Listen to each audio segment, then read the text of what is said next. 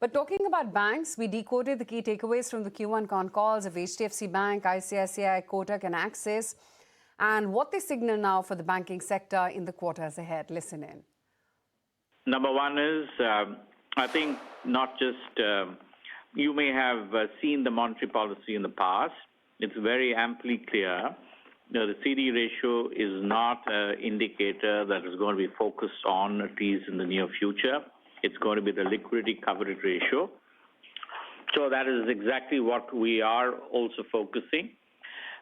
We are reasonably comfortable from a liquidity coverage ratio, and that's a metric. So CD ratio is not something that we will be focusing for some time. The current margin that you're talking about, we will urge you not to look at quarterly. We have mentioned that in the past.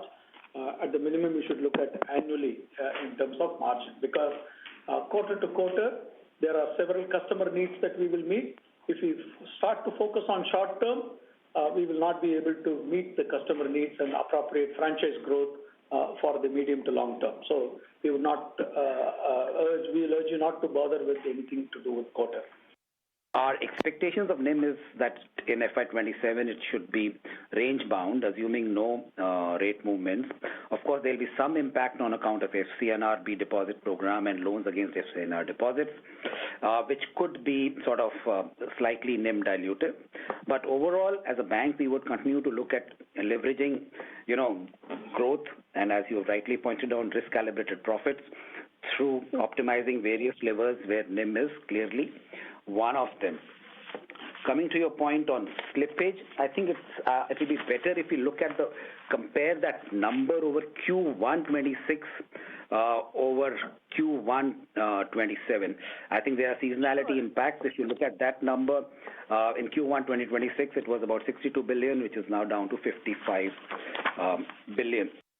The last quarter gave us an opportunity to build on the corporate book because the capital market started offering better spreads, and that is why you would see on the credit substitutes we grew 38% quarter on quarter, and it was purely opportunistic. Same was the case on the loan portfolio. Last quarter we had slowed down because the yields were not right enough for us to continue to lend money, and this quarter we saw an opportunity. So we have a small portfolio of short-term loans which we modulate and calibrate in line with the kind of pricing we get. Credit substitute side, we look at the yield curve and our cost of fund, and if opportunities are right, we build it.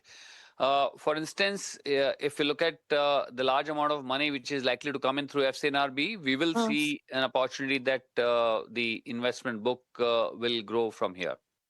We have not changed our structural NIM guidance of 380, including the time period that we have mentioned in the past. Like Amitabh mentioned, we think this is the bottom of the cycle in this quarter, which in some ways, from our perspective, would mean that from here on, the effort will be to continue to move towards the structural NIM guidance that we have during the time period that we had suggested earlier.